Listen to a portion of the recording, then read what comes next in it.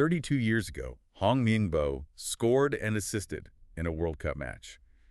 And today, he stood on the touchline managing Korea Republic, watching Hwang In-Beom do the exact same thing to seal a wild 2-1 comeback over Czechia.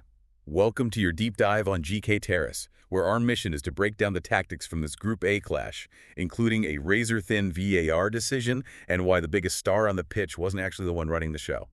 Yeah, that Hwang In-Beom moment was it was absolute poetry. Right. It felt like watching a torch being passed in real time. Oh, totally. But beyond the history of it, it really highlights Korea's insane second-half mentality. I mean, 12 of their last 13 World Cup goals have now come in the second half. 12 of 13. That's just an absurd stat. Is it a fitness thing or...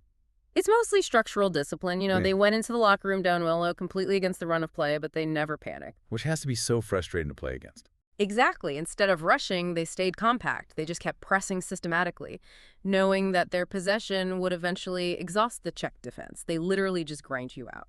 But to mount that kind of comeback, you first have to survive getting punched in the mouth. And Czechia's opener was, well, it was a totally pre-planned offensive machine. The long throw. The long throw. Vladimir Kufal launches this massive throw-in, and Ladislav Krejci just heads it home. First World Cup goal from a throw-in since 2018. Yeah, the execution was brilliant. But I have to ask, does relying on dead ball set pieces like a long throw make them a one-trick pony? It feels kind of, I don't know, outdated. I wouldn't say outdated, but efficiency is definitely a double-edged sword. I mean, 7 of Czechia's last 14 World Cup goals are headers. Yeah, half of them. Right, so it's a proven formula. Oh.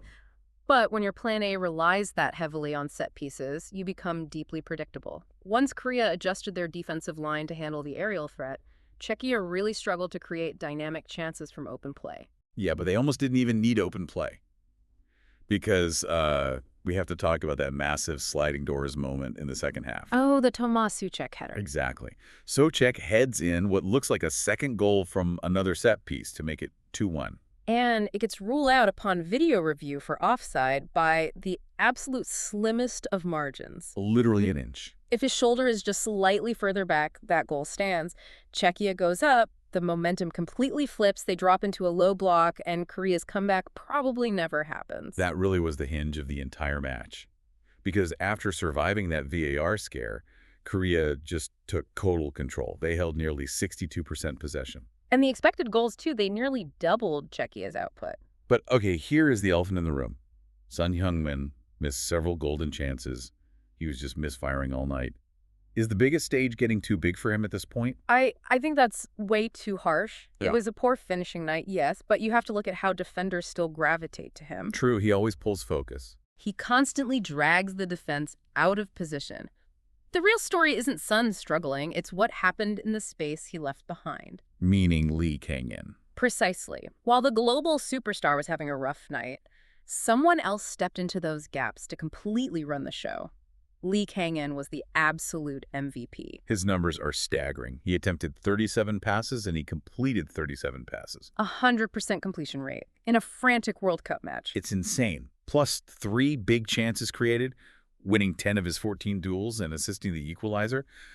How does a player even do that under that kind of pressure? By constantly scanning the field, you know. He makes decisions before the ball even arrives at his feet. Whenever Korea looked stuck, he found the right angle. He dictated the whole tempo and set the perfect platform for Hyeon-Gyu to come off the bench and score the late winner. Incredible.